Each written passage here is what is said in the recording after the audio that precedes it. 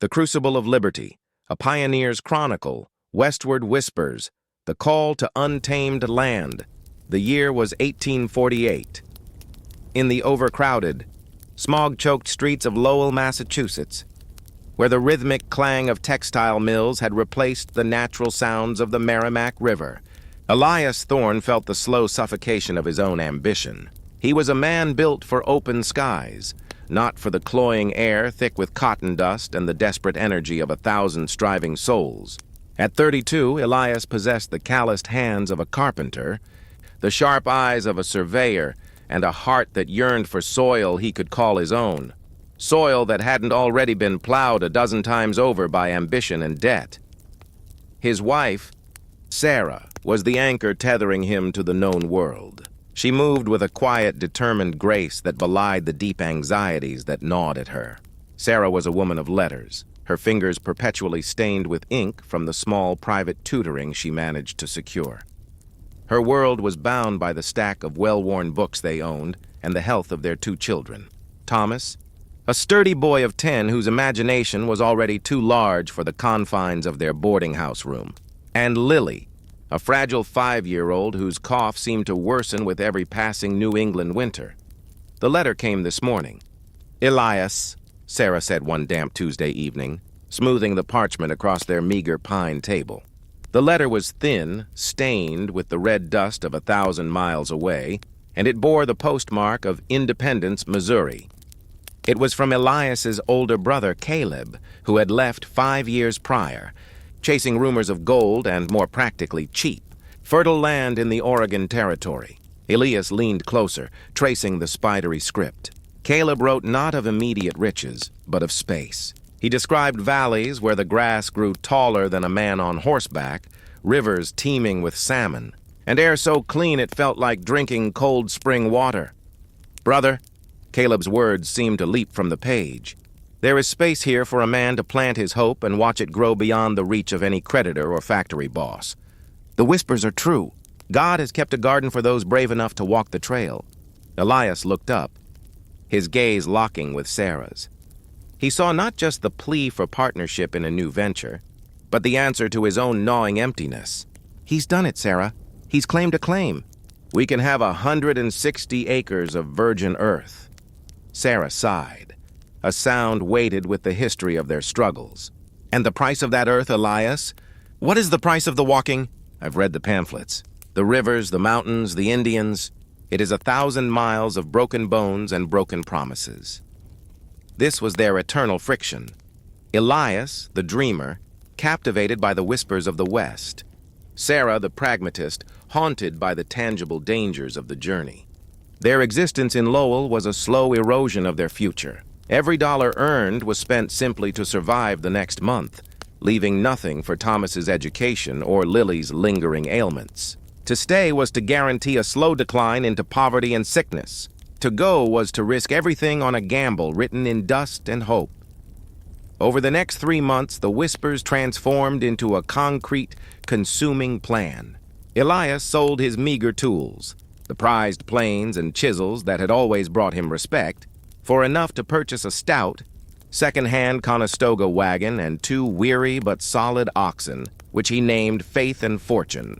Sarah, with her usual tenacity, bartered for dried beans, salted pork, heavy wool blankets, and most crucially, a small, leather-bound medical guide she intended to use as much as any map. She insisted on packing a small trunk containing their few precious books, a symbol that they would not leave all of their civilization behind. The farewell to Lowell was muted. There were no grand send-offs, only the pitying glances of neighbors who believed Elias was either mad or deeply irresponsible. As they stood before their loaded wagon near the edge of town, the air itself felt different, less polluted, perhaps or maybe just filled with the vast, intimidating silence of their impending solitude. "Are we truly doing this, Elias?" Sarah asked one last time, her hand resting on the rough wood of the wagon bed. Lily, bundled tightly against the early autumn chill, peered out from beneath a canvas cover, her face pale, but her eyes wide with the strange excitement of a child leaving home for an adventure. Elias strapped his old rifle across his back, a familiar comfort against the unknown. He met Sarah's gaze, not with bravado, but with sober certainty. "We are walking toward a place where a man's honest sweat earns him more than the crumbs from a rich man's table. Sarah, we are walking toward air that will let our little bird fly again." He gently touched Lily's cheek. Thomas, meanwhile, was already captivated by the sheer scale of the undertaking. He sat atop a barrel of flour, watching the final preparations. He didn't fear the journey. He saw it as the greatest story ever told, and he was finally getting to live in the first chapter. Their departure from Massachusetts was an anticlimax. One misty morning, they turned the oxen's heads west, following the faint, rutted tracks that promised the Ohio River. The first few weeks were a struggle against their own muscle memory, the ingrained habit of rising before the sun to the sound of the mill whistle. Now the silence was broken only by the creak of the wagon wheels and the low, rhythmic thud-thud of the oxen's hooves. The landscape slowly transformed. The dense, dark forests of New England gave way to rolling hills, and then, as they moved further south and west toward the great river crossings, the land opened up, revealing horizons that seemed to stretch into eternity. This was the first taste of untamed land. It was both terrifying and intoxicating. At the Missouri River, the true gateway, they found a chaotic staging ground of ambition. Hundreds of families milled about independence, a loud, dusty testament to the American impulse for reinvention. Wagons were being repaired, supplies restocked, and strange, determined men argued over routes and water rights. It was here they finally found Caleb. Caleb Thorne was a man hardened by the trail. His skin was leathered, his frame leaner than Elias remembered, but his eyes held the same determined light. He greeted Elias with a fierce hug that spoke volumes of loneliness and relief. "You came," Caleb simply stated, clapping Elias on the shoulder. "I knew you would hear the whispers." Caleb had secured them passage as part of a small, organized train, a necessary precaution against the lawlessness and dangers that lay beyond the settled territories. The company consisted of 3 other families, primarily farmers from Ohio who, like the Thornes, sought freedom from dwindling resources. Their designated leader was a stern, religious man named Elder Hemlock, whose authority was based more on his unwavering belief in God's manifest destiny than on any practical trail experience. The joining of the 2 families was fraught with immediate tension. Caleb's practical survivalist approach clashed subtly with Elias's more methodical, construction-oriented mindset. Sarah and Caleb's wife, Martha, a woman of weary endurance, quickly formed a quiet alliance, understanding that the true success of the venture would rest on their shared ability to manage the domestic front, the sickness, the morale, and the scarce rations. As they prepared to pull out of independence, leaving the last vestiges of civilization behind, Elias walked one final time around his wagon. Thomas was already helping Caleb check the axles, his small frame straining with purpose. Sarah was tending to Lily, wrapping her legs in extra cloth. Elias looked east toward the settled comfort they had abandoned. He felt a sharp pang of fear, not of the journey itself, but of the possibility that the whispers were just that. Empty air carrying only false promises. But then he looked west. The sun was setting, bleeding oranges and purples across the vast, flat expanse of the prairie that lay ahead. It was a blank slate, terrifying in its emptiness, yet magnificent in its potential. He inhaled deeply, filling his lungs with the untainted air, the scent of dry grass and distant sagebrush carried on a slight breeze. It was the call. It was the promise. Elias laid his hand on the yoke of faith, the ox whose name felt suddenly, urgently appropriate. The journey had begun, not with a triumphant charge, but with a slow, deliberate, westward lean. The untamed land was beckoning, and the Thorne family had answered. The great American story, carved out by sweat and sheer will, was finally moving forward.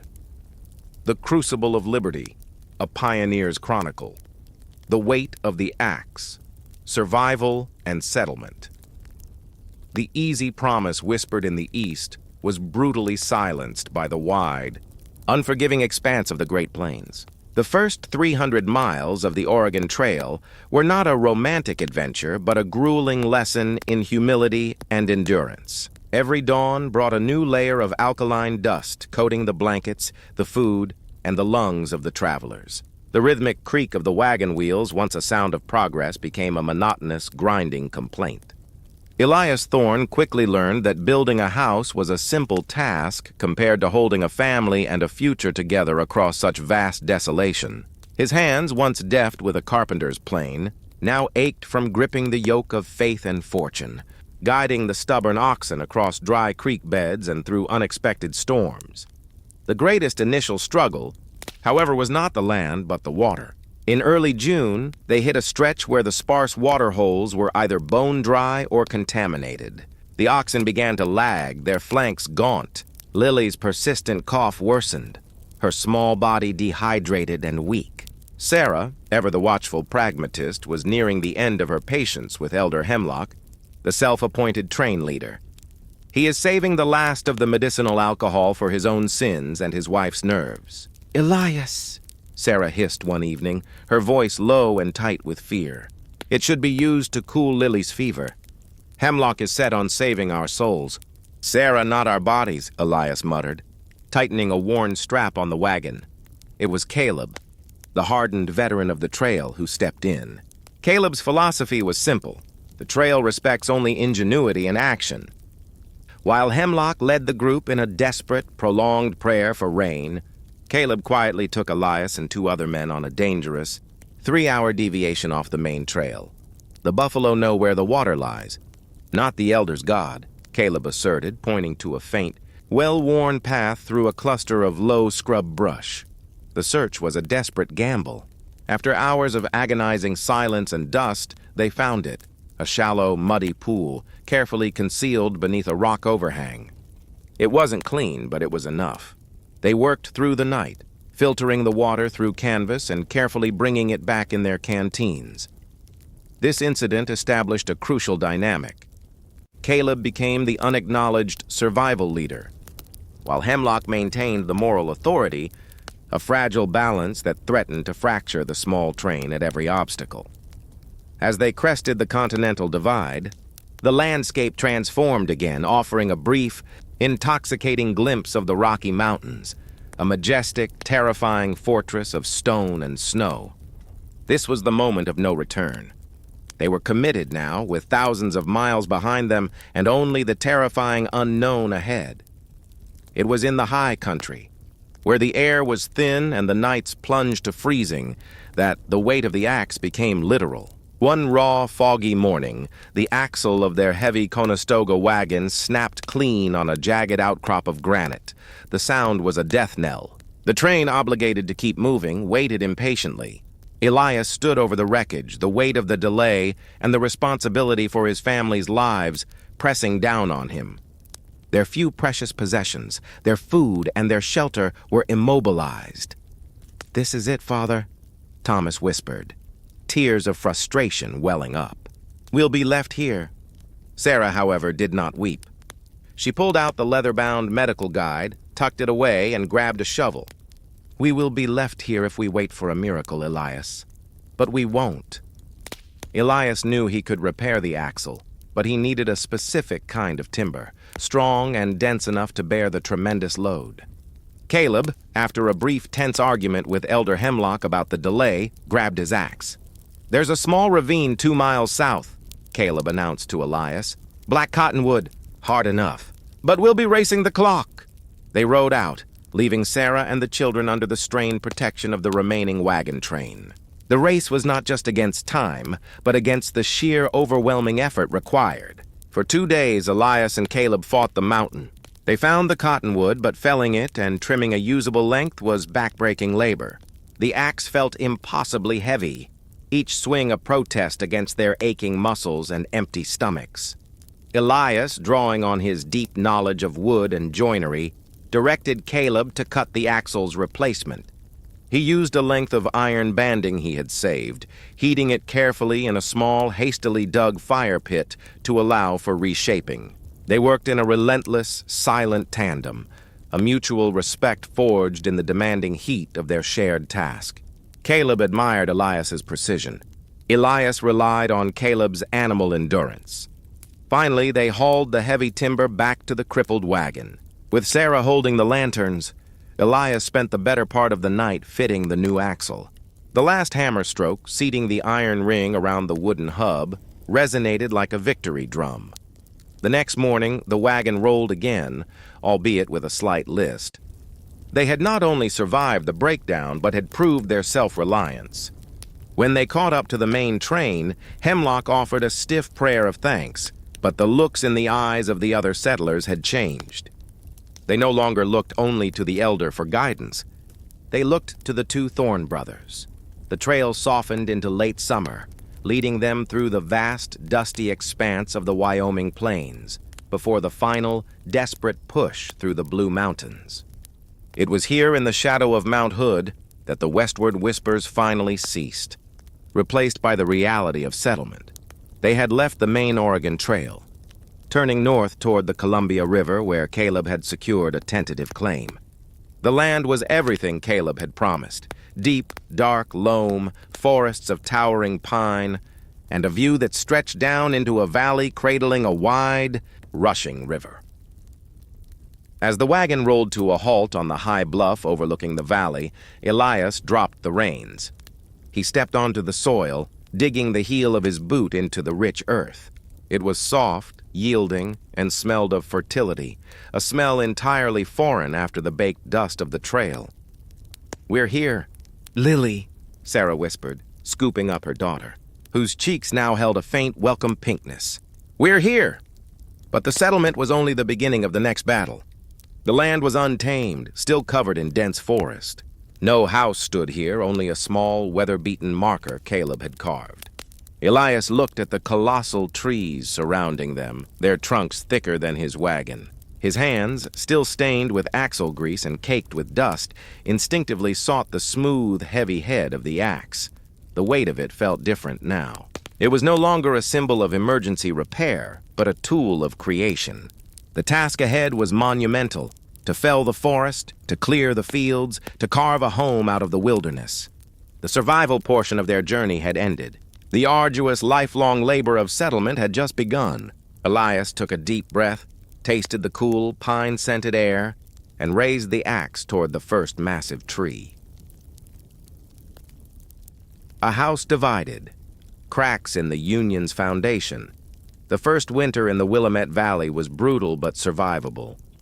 Elias, using the knowledge gleaned from his New England carpentry days, managed to raise a solid, if rustic, log cabin, a fortress against the damp cold. Sarah, seeing Lily finally breathe without the rattling catch that had plagued her for years, felt a cautious hope bloom in her chest. They had survived the walk. Now they would build a life. The community, a tight cluster of 5 families, survived on shared labor and necessity.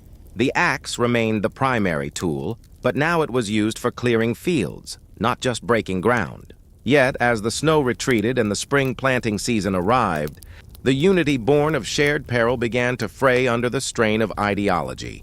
The fissure ran directly between the Thorne family and the group led by Elder Hemlock. Hemlock, having safely navigated the journey under the guise of divine protection, now felt emboldened to enforce his rigid moral code upon the settlement. His sermons, once focused on temperance and faith, turned increasingly toward the sin of the nation. "This land," Hemlock thundered one Sunday, pointing dramatically toward the distant peaks, "is a sanctuary consecrated by God for free white men seeking virtue. But the Union itself is rotten, festering with the cancer of human bondage in the South. We must stand ready in this pure new soil to denounce the compromises that will surely tear this nation apart." Elias found himself clashing with the elder with increasing frequency, while he harbored a deep personal distaste for the institution of slavery, a moral repugnance rooted in his observation of industrial exploitation. Back in Lowell, he viewed the immediate concern as security and self-sufficiency, not abstract national politics. Elias laid his hand on the yoke of faith, the ox whose name felt suddenly, urgently appropriate. The journey had begun, not with a triumphant charge, but with a slow, deliberate westward lean. The untamed land was beckoning, and the Thorne family had answered. The great American story, carved out by sweat and sheer will, was finally moving forward. The Crucible of Liberty, a pioneer's chronicle. The weight of the axe, survival and settlement. The easy promise whispered in the east was brutally silenced by the wide, unforgiving expanse of the Great Plains. The first 300 miles of the Oregon Trail were not a romantic adventure, but a grueling lesson in humility and endurance. Every dawn brought a new layer of alkaline dust coating the blankets, the food, and the lungs of the travelers. The rhythmic creak of the wagon wheels, once a sound of progress, became a monotonous, grinding complaint. "Elder," Elias interjected during one tense meeting held in the half-finished communal barn, "our immediate concern is keeping the bears out of the root cellar and ensuring our seed doesn't rot in the spring thaw. The issues in Washington are for congressmen, not homesteaders fighting starvation. The issues in Washington are the issues of the soul, Thorne," Hemlock retorted, his face flushed. "To ignore the moral corruption spreading across our countrymen is to invite the same damnation upon our new house." Caleb, ever the pragmatist, remained neutral, siding with Elias on the need for focus, but always careful not to openly defy the elder, whose loyal followers commanded a solid voting bloc in any communal decision. The breaking point arrived with the arrival of a lone traveler in late summer. He wasn't a settler, but a fugitive. He stumbled into the clearing near the Thorne cabin, a gaunt man named Silas, wearing clothes that were little more than tattered rags. He had escaped a plantation in Missouri, and hearing whispers of a small, somewhat independent settlement far west, had followed the faint trails hoping for sanctuary. Sarah saw him first. Her years of caring for Lily's fragility instantly translated into empathy for this broken man. Elias, seeing the fear in Silas's eyes, understood immediately that harboring him was an act of treason against the very laws that nominally protected his claim. Yet looking at Silas, he saw not a fugitive, but another man trying to escape a system designed to break him.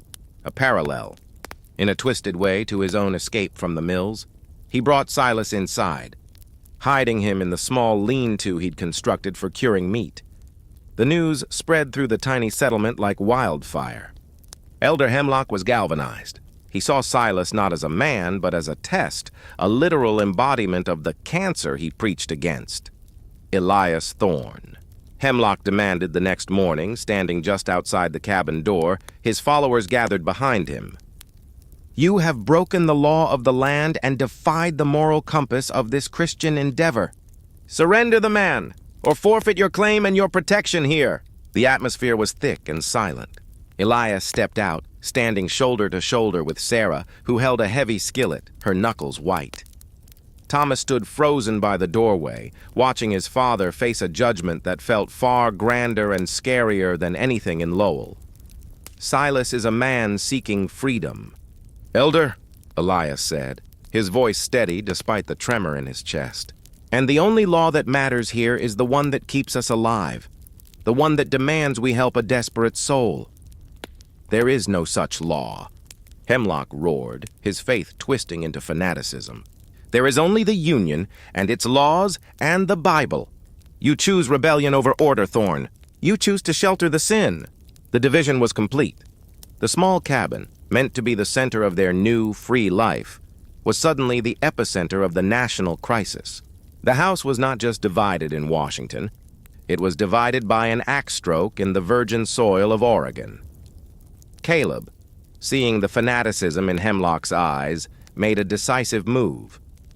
He positioned himself between Elias and the elder's most zealous followers.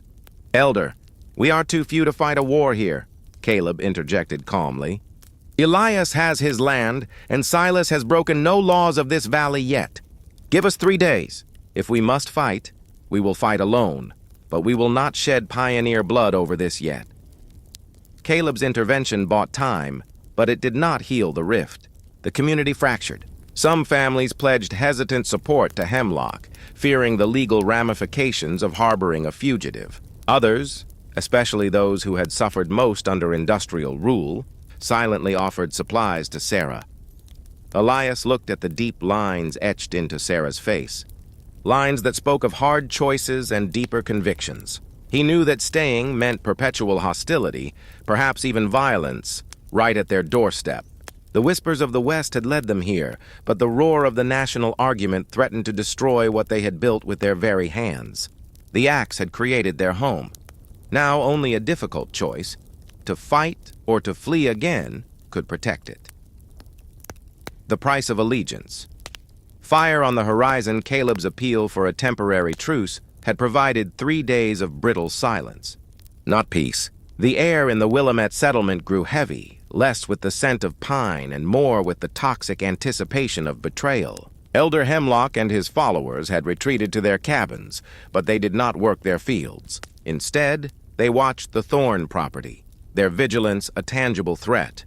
Elias knew the fragile truce was simply Hemlock consolidating his position. His fear wasn't just for Silas, who remained hidden and terrified in the lean-to, but for his own family. Hemlock saw Elias's act of sanctuary as a challenge to his self-appointed spiritual and temporal authority. Sarah, ever practical, used the time to prepare. She melted down what little lead they had for musket balls and baked a large quantity of hardtack, rationing their salt and flour as if preparing for a long siege. She replaced the skillet she had wielded during the confrontation with the heavier, more reliable hunting rifle. The moral compass of the East had been replaced by the hard expediency of the West. On the evening of the 3rd day, under the cloak of a moonless sky, Elias, Caleb, and Silas executed a desperate plan. They intended to guide Silas north along the river, a treacherous route through the deep forest, towards a rumored Quaker settlement many miles away. They are too entrenched. Elias, Caleb warned, adjusting the heavy pack on Silas's back. Hemlock won't let you leave peacefully. We need to go now. As the 3 men slipped into the dense shadows, Thomas, peering out from the cabin window, saw a flicker of movement near the wood line. He recognized the shape. It was Jedediah, one of Hemlock's staunchest adherents, a man whose zealotry was second only to the elder's own. Thomas, remembering his father's warnings to stay inside, faced his own moment of allegiance. He had to choose between his father's immediate command and the greater threat of betrayal. He bolted out the back door barefoot, sprinting towards the men in the darkness. "Father, Jedediah saw you!" "He's gone back to the cabins," Thomas cried, breathless, collapsing into Elias's arms. The warning was all the confirmation Elias needed. Hemlock wouldn't rely on the legal system out here. He would create his own justice. "Go back to your mother, Thomas." "Stay hidden," Elias ordered, pushing his son back toward the cabin. They had gone barely 100 yards when the first sign came. Not the crack of a rifle, but a flash of searing orange light from the bluff overlooking their clearing. Fire on the horizon. Hemlock and his men hadn't pursued the fugitives. They had chosen the most devastating form of retribution against a pioneer family. They had set fire to the Thorn barn. The roar of the flames, catching the dried hay and timber, quickly eclipsed the quiet sounds of the night. "My grain!" Elias cried out, his voice raw with disbelief and rage. "My winter's provisions!" Caleb gripped Elias's shoulder, pulling him back from a desperate rush. "They want you to run back, Elias. They want you distracted."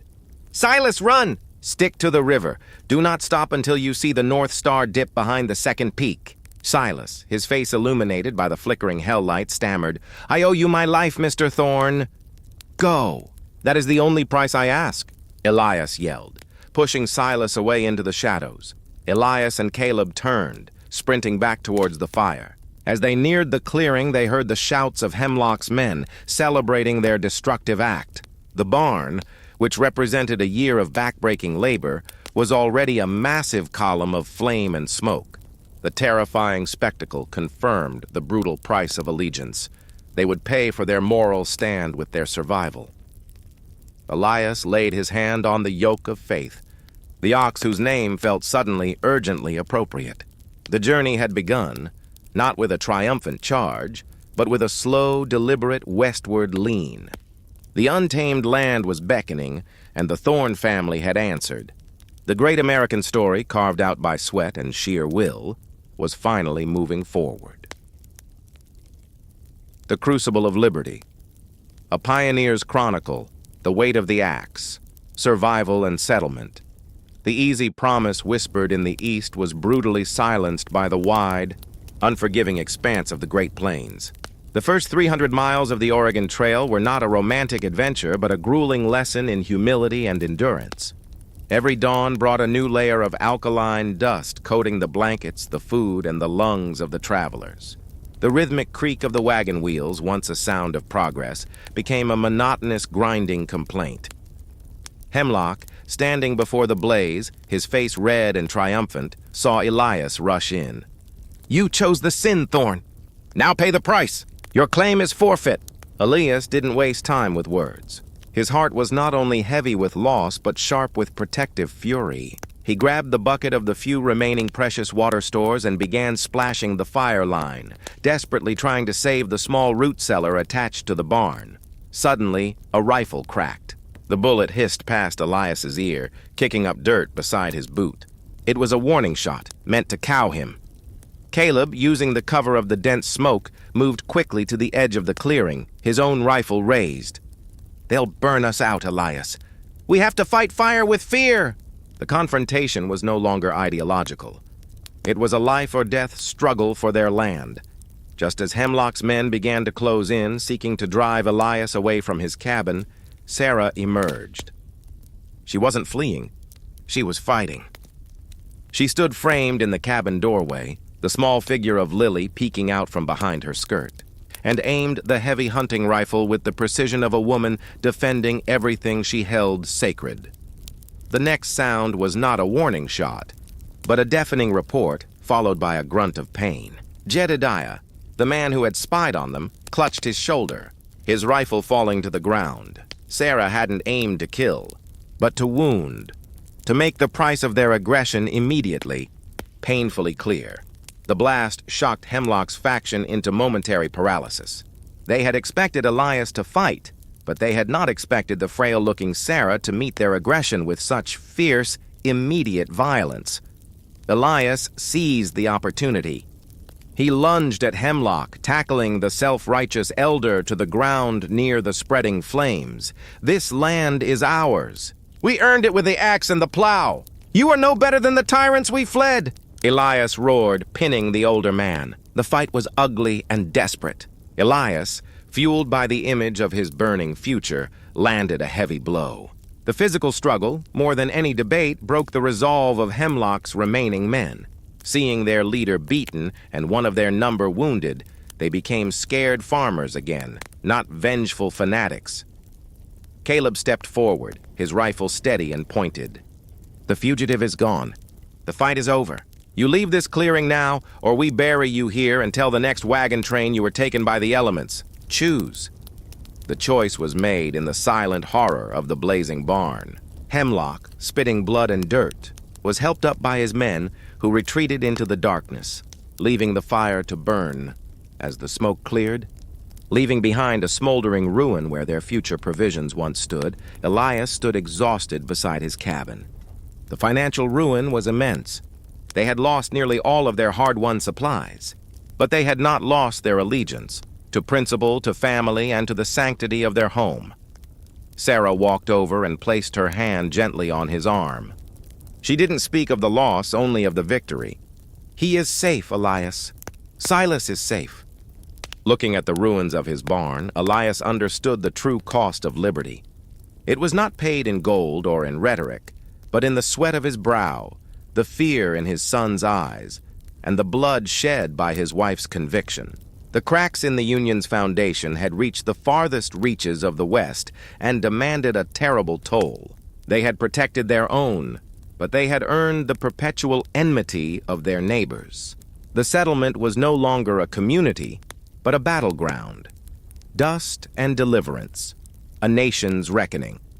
The smoke from the Thorn barn fire lingered in the valley long after the embers cooled, a constant, acrid reminder of their isolation. Hemlock's betrayal, while failing to drive the Thorns out, had succeeded in marooning them. The remaining 3 families in the settlement, fearing association with a family that had sheltered a fugitive and fired upon a neighbor, drew a wide, silent circle around Elias and Sarah's claim. The second winter descended with a cruelty that felt personal. They were forced to ration the meager supplies they had salvaged, mixing coarse flour with ground pine nuts just to stretch the food. The struggle was not against the wilderness now, but against the petty, enduring malice of their own kind. Dust settled over everything, the metaphorical dust of their shattered dream of community and the physical dust of their meager pantry.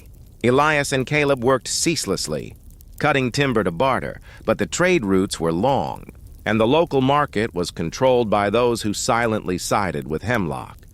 It was Sarah who truly understood the nature of their reckoning. She spent the long, dark days tutoring Thomas, instilling in him the history and ideals that Elias was fighting for in the dirt. One late February morning, as the sun struggled weakly through the cabin window, she found an old, tattered newspaper tucked inside a load of goods bartered from a distant trader. The date was nearly a year old, but the headlines were seismic. "The war has begun." Elias read the news of Fort Sumter and the secession of the southern states aloud to the silent cabin. The war that had seemed like a distant, abstract argument, the one they had tried to outrun by journeying west, had finally erupted. The cracks in the Union's foundation had become a chasm. "This is it, Sarah," Elias whispered, folding the paper with reverent care. "The reckoning. The war we fought here in miniature, they are fighting now on a continental scale." The news galvanized Elias, focusing his internal struggle. He had saved Silas, but the national system that enabled slavery still stood. He had secured his land, but the principle of liberty remained unsecured. He felt a deep, wrenching pull, the commitment to his family and his hard-won acres, versus the commitment to the Union and the promise of a true, undivided republic. His brother Caleb was less moved by the grand ideals. "The war is for Washington, Elias. We made our choice when we drove the oxen west. Our loyalty is to this soil and this family. We stay and build a fortress." The debate raged between the brothers, punctuated by the cold reality of their hunger. Elias knew Caleb was right about the immediate danger. To leave was to forfeit everything they had bled for. But he could not shake the feeling that his survival on this frontier was meaningless if the idea of America died. The deliverance came not from a victory over the elements, but through a final, profound sacrifice. In early spring, a small detachment of Union recruiters, traveling under a heavy escort to secure the loyalty of the Western Territories, passed through a distant, larger settlement 50 miles south. A dispatch rider, carrying news and recruitment letters, stopped near the Willamette Valley. He was robbed and murdered just before reaching the settlement, likely by men working for Hemlock, who saw any symbol of the federal government as an enemy. The dispatch rider's horse, a fine, well-kept mare, wandered into the thorn clearing. She was saddled and carried saddlebags filled with the official documents. Among them was a sealed letter from the governor authorizing the establishment of a territorial guard to protect against Confederate sympathizers and, potentially, border incursions. Elias held the documents, the official seals feeling heavy and real in his hand. He realized this was the final choice, the ultimate price of allegiance. He could hide the documents, continue his life of quiet survival, and let the chaos of the nation pass him by.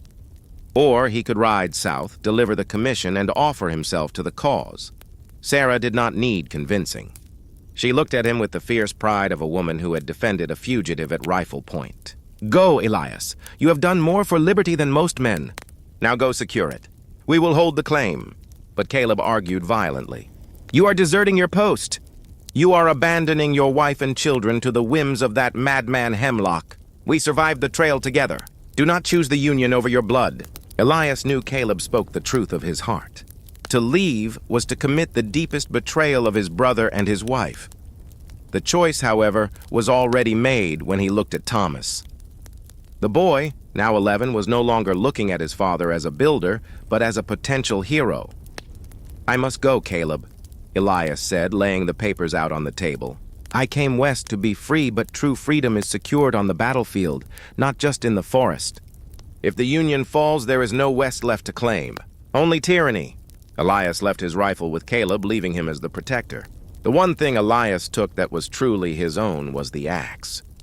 He strapped it to the saddle. It was his symbol, the tool of his trade, his survival, and his creation.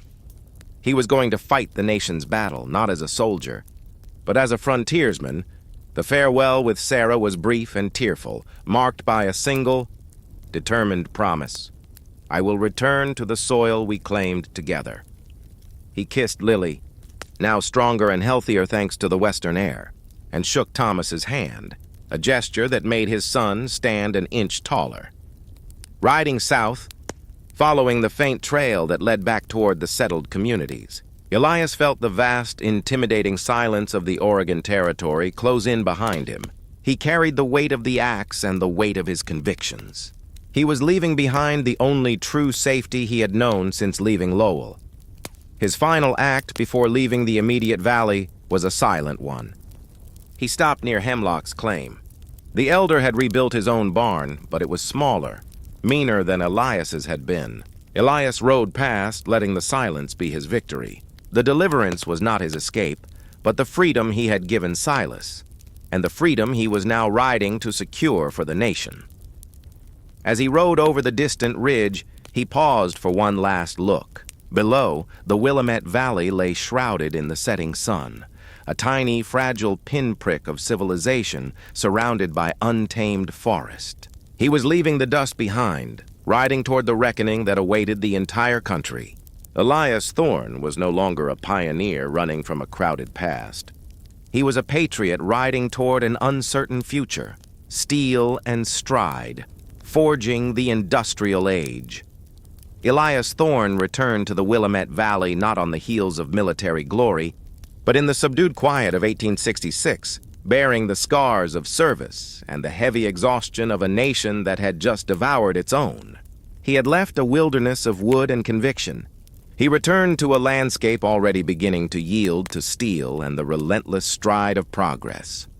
The most profound change was not in the land, which still yielded its bounty, but in his family. Sarah, hardened by years of solitary resilience alongside Caleb, was a woman of quiet, formidable authority. Lily, now a bright-eyed girl of 12, was thriving, and Thomas, the boy who had once watched his father leave, was now a serious, lean young man of 20. Thomas had not just held the claim, he had transformed it. Recognizing that brute force clearing was too slow, he had, with Caleb's help, established a small, profitable timber operation. But his true fascination lay with the new era, with engines, steam, and efficiency. He had taught himself rudimentary engineering from borrowed texts and focused not on lumber for cabins, but on lumber for the rails, the ties that would carry the iron horses of the expanding transcontinental railroad. We don't just farm the soil now.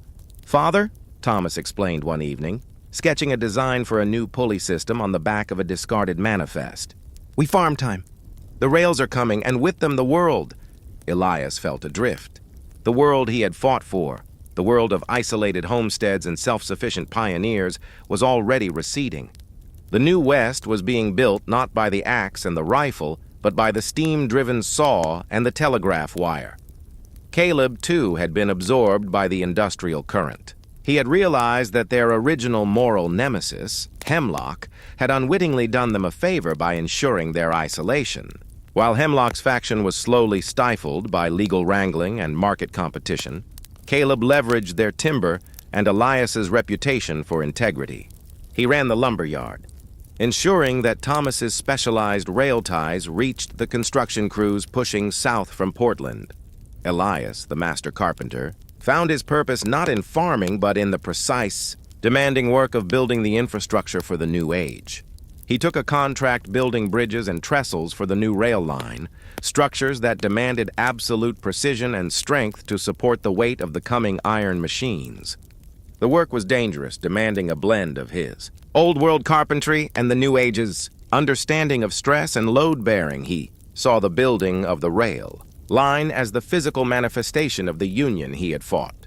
4. A stride forward that connected the divided nation. Each span of steel he laid, each carefully jointed timber, was a repudiation of the sectionalism that had almost destroyed the country. One particularly demanding project took them far south, cutting through the rough terrain towards the Snake River. They had to span a deep canyon with a trestle that would carry heavy freight trains. The foreman, a brusque but brilliant engineer named Mr. O'Malley from New York, recognized Elias's innate understanding of stress points and leverage. "You have the eye of a builder, Thorne," O'Malley observed one day, watching Elias personally supervise the hoisting of a massive wooden truss. "You don't just see wood, you see load. You belong in a factory drawing room, not up here in the dirt." But Elias knew he belonged right there, where his hands touched the earth and the sky. He could translate O'Malley's complex blueprints into reality, bridging the theoretical world of New York engineering with the brutal reality of Western geography. The work was brutal, and the dangers were constant. One morning, a chain on the steam crane snapped while lifting a heavy iron support beam. The beam swung wildly, threatening to plunge into the canyon and take several workers with it. Elias reacted with the speed of a man who had faced death repeatedly. He didn't panic.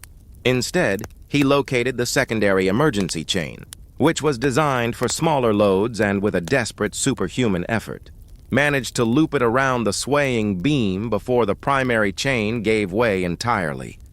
He saved the beam and the lives of 2 men, but the sheer effort tore the tendons in his right shoulder, leaving him with a permanent, debilitating stiffness. The incident cemented his reputation but exacted another profound price of allegiance, this time to the engine of progress. His injury meant he could no longer perform the heavy physical labor required of a master carpenter on the trestle. He was forced back to the claim and back to a deeper engagement with Thomas's world. Thomas, seeing his father's incapacitation, realized the time had come for the next generation to take the lead.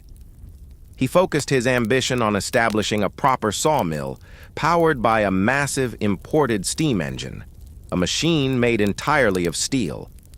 This was a massive undertaking, requiring capital and trust. Thomas journeyed to Portland, not as a desperate settler, but as a young entrepreneur with a ledger showing reliable tie production.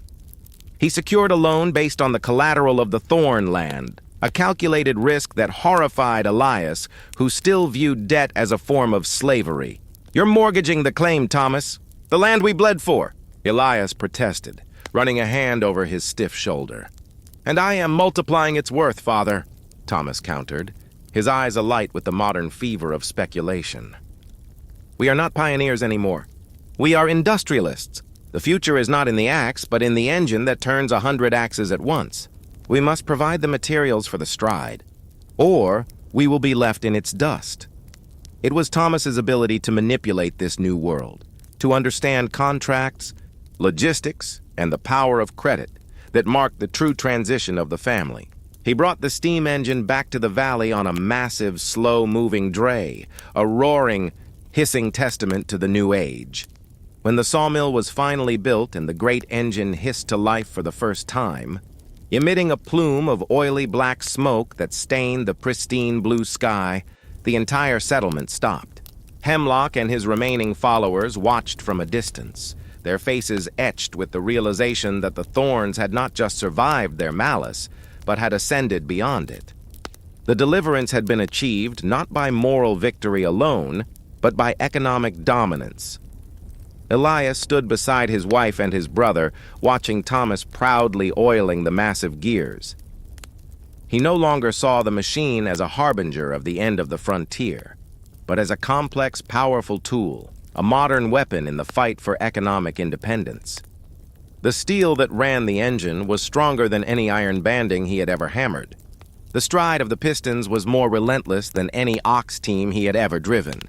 He placed his hand on Sarah's shoulder, a profound peace settling over him. They had arrived with an axe and a dream. Their son was now building the bridge to the next century. The principles of liberty and independence that Elias had fought for were now being secured not in the wild, but in the efficiency and prosperity of the industrial age. The frontier had not been lost. It had been forged anew. Echoes of the founders, legacy, and the next generation. Year was 1888. Over 4 decades had passed since Elias and Sarah Thorne had first driven their weary oxen into the valley. The untamed wilderness was now a thriving community. The Thorne claim, once a lonely cabin and a smoldering ruin, was the epicenter of a successful modern enterprise. Thorne Timber and Rail Supplies, Elias, now a septuagenarian with hair the color of glacial ice, had achieved the American dream not through gold, but through wood and iron. He spent his days in the old, original cabin, now a storage shed filled with maps and ledgers, no longer building, but serving as the quiet patriarch. His greatest contribution was now his memory, the steady pulse of their founding narrative. The next generation, however, moved at the breakneck pace of the industrial age. Thomas Thorne, 40 years old, was the driving force behind the sawmill. He had leveraged the new technology, expanding the business until it supplied lumber across the entire Pacific Northwest. He was a man of the stride, focused on efficiency, contracts, and the perpetual, unforgiving demands of the market. He was respected, wealthy, and burdened by the modern weight of responsibility, the payrolls, the fluctuating prices, and the growing tension between capital and labor. Lily Thorne, who had thrived on the clean western air, had grown into a formidable woman who had used her mother Sarah's early lessons to pursue education. She became a school teacher and a prominent voice for social reform in the nearby burgeoning town of Astoria. While Thomas focused on the material legacy, Lily championed the moral one, constantly holding the community to the high standards of liberty and equality that her parents had fought for. She was the family's ethical conscience, the living echo of the founders' ideals. The primary friction now was between Thomas's pursuit of profit and Lily's demand for principle. "Father," Thomas argued one spring morning, throwing a newspaper onto Elias's desk. The headline detailed a violent railroad strike in the east. "The costs are too high to meet the rail contract. I've had to increase the mill's hours, and the men are grumbling about their pay and the dangerous conditions. Lily is filling their heads with talk of workers' rights and just compensation." Elias, running a gnarled finger over the worn grain of his desk, looked up slowly. "She is reminding them of the price of allegiance, Thomas. You forget that the foundation of our wealth is not the steam engine, but the principle we sheltered in the lean-to." Thomas scoffed. "Principals don't pay mortgages, Father. I'm competing against massive corporations. If I pay the wages Lily demands, my timber is too expensive, the contract goes to a distant competitor, and every man in this valley is out of work. That is the reality of the industrial age." This conflict came to a head when a new, powerful competitor, the Consolidated Pacific Timber Trust, began aggressively undercutting Thomas's prices, forcing him to consider massive layoffs to survive. The trust was everything Elias had fled in Lowell: impersonal, monopolistic, and ruthless. Thomas, desperate, considered signing a predatory deal with the trust that would save his business, but require him to severely cut his workers' wages and abolish the small, informal medical fund Sarah had started years ago. He brought the contract to the old cabin, the heavy parchment smelling of corporate ink and desperation. "I have no choice." "Father," Thomas pleaded, pacing the worn floorboards, "if I don't sign this, the trust will run us under in 6 months. They will take the land, and the entire legacy will be ashes." Elias did not look at the contract. He looked at the axe, polished and mounted above the stone hearth, the very axe that had felled their first tree, helped repair their wagon, and stood as a sentinel during the fire. "We came here, Thomas, not to build a fortune, but to escape one," Elias said, his voice husky but clear.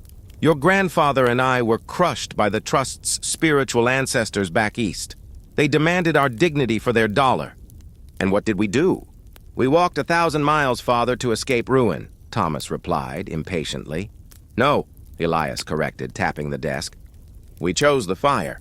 We chose the price of allegiance, the loss of the barn, the near ruin, rather than betray the principle of human dignity, even for a single fugitive soul." He paused, letting the profound silence settle. The American dream is not the size of the ledger, Thomas. It is the freedom to choose ruin over dishonor. Lily entered then, having heard the raised voices. She didn't argue economics. She invoked the legacy.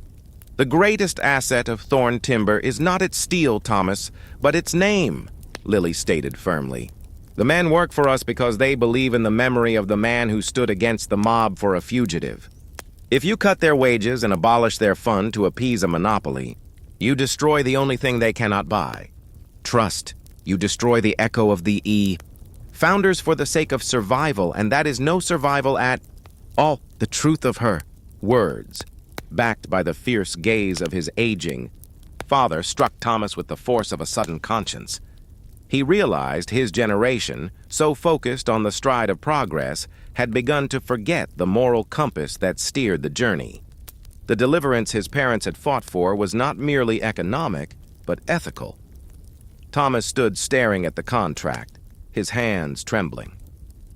He looked at the axe, a raw symbol of his parents' physical fight for freedom, and at his sister, the fierce embodiment of their moral fight. He made a choice that defied all modern business logic. He threw the contract into the flames of the hearth, sacrificing the safety of the deal for the sanctity of their name. The immediate result was chaos. The trust, enraged by the rejection, intensified its campaign to destroy Thorn Timber. The following months were a brutal economic war, forcing Thomas to make cuts in every area except the workers' essential funds. He fought the giants of the industrial age with the tenacity learned on the trail. In the end, it was the workers themselves, loyal to the Thorn name and the memory of Elias's stand, who saved the company. They worked double shifts, perfected efficiency, and found innovative ways to cut waste, ensuring that the Thorn Timber remained competitive without sacrificing basic human dignity. Watching his son navigate this modern conflict, Elias saw the ultimate fulfillment of his journey. His personal fight for the principle of liberty against a local tyrant had become the enduring foundation for the next generation's fight against the giant systems of the new age. The echoes of the founders were not just historical anecdotes. They were the moral framework that guaranteed the businesses and the families longevity. Elias walked over to the hearth, touching the axe's smooth, cool handle. The land was settled, the union was whole, and the industrial economy was dominant. But the legacy, the unwavering principle of allegiance to justice, had survived the fire and the steel. It was the only true wealth they possessed. Beneath the enduring sky, the American dream. Realized the economic war waged by the Pacific Timber Trust against Thorn. Timber was relentless. But Thomas Thorn, fueled by the moral fire of his father's legacy and his sister's conviction, fought back with an unexpected weapon: integrity. He refused to compromise the workers' welfare, which in the end became his greatest asset. While the trust faced constant strikes and quality control issues, Thorn Timber became known for its reliability and its loyal, highly skilled workforce. The reckoning came in the winter of 1892. A severe ice storm crippled the region's transport infrastructure. The powerful trust, stretched thin by internal disputes and inefficient management, failed to deliver a critical order to the burgeoning city of Seattle. Thomas, whose workers had secured their own smaller, well-maintained rail spurs, and whose local knowledge was unparalleled, fulfilled the order. This decisive action broke the trust's stranglehold on the market, proving that ethical business practices could indeed triumph over ruthless monopoly. The Thorn name was secured, synonymous now with both quality and justice. With the economic battle won, the focus of the family turned inward towards the enduring things. Elias Thorn, now frail but still sharp-minded, often sat on the porch of the large, comfortable farmhouse Thomas had built, his gaze fixed on the valley. The view was unrecognizable from the harsh wilderness he and Sarah had first encountered. The valley was checkered with farms, crisscrossed by telegraph wires and punctuated by the steady, industrious chuff-chuff of the sawmill. In the spring of 1898, As the American frontier was officially declared closed and the nation turned its attention outward towards expansion, Elias and Sarah celebrated their 50th wedding anniversary. The entire valley gathered, a crowd spanning 3 generations and multiple ethnic backgrounds, all a testament to the thriving community the Thorns had fostered. During the feast, Thomas, the successful industrialist, stood to offer a toast. He spoke eloquently of the steel and stride that had built their fortune. But then he paused, looking directly at his father. "We stand on a mountain of wood and iron built by ambition," Thomas declared, raising his glass. But the true foundation was not the axe nor the engine. It was the principle father and mother defended in that first rough cabin. They taught us that the American dream is not the accumulation of wealth, but the uncompromised freedom to choose virtue over survival. His sister, Lily, now a celebrated advocate for women's suffrage and children's labor laws, offered a more intimate tribute. She spoke of the night of the fire, remembering the quiet courage of her mother standing in the doorway, a rifle in her hands.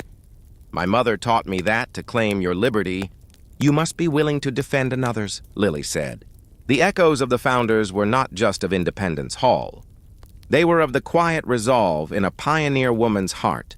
This celebration, viewed by Elias, was the ultimate deliverance. He had feared the industrial age would crush the spirit of the pioneer, replacing self-reliance with corporate servitude.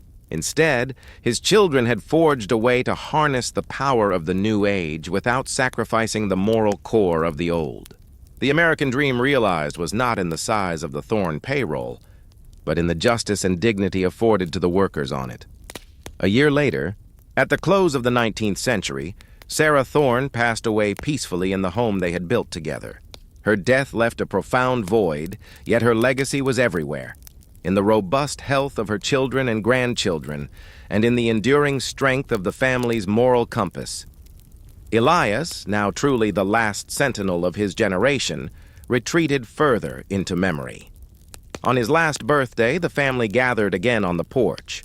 Elias asked Thomas to bring the old, fire-stained axe, the one he had carried across the divide, out of the storage cabin.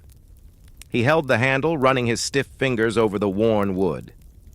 He looked out at the valley, now blanketed in a light spring haze.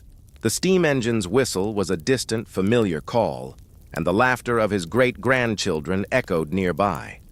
The sky above, the vast, unmoving, enduring sky, was the same one he had first seen 50 years prior. The journey. It was not just a walk, Elias murmured, his voice barely a whisper. It was a test of what we were willing to lose to gain what we valued most. He looked at Thomas, the industrialist, and Lily, the reformer. "I came here for land, and I found it. But the land was just the vessel. The real territory we claimed was the freedom to choose what kind of men and women we would become, free from the dictates of others." He handed the axe to Thomas. "Hold to the legacy, my son. Use the steel and the stride to build a better world. But never forget the weight of the axe, the price of principle." Elias Thorn died shortly thereafter, early in 1901. He was buried beside Sarah, on the bluff overlooking the entire valley, the exact spot where they had first stopped their wagon. His life, from the stifling mills of Lowell to the vast independence of the western frontier, was a chronicle of the nation itself, a constant struggle between principle and profit, between the dream and the dust. The family had lost a barn to fire, suffered betrayal, and survived hardship, but they had never lost their core integrity. The Thorn family, entering the 20th century, had not merely survived the American journey, they had defined it. They proved that the American dream was not a destination found on a map, but a moral covenant secured by every hard, principled choice made beneath the enduring sky. The pioneer spirit was not dead. It had simply learned to wield the hammer of justice alongside the axe of creation.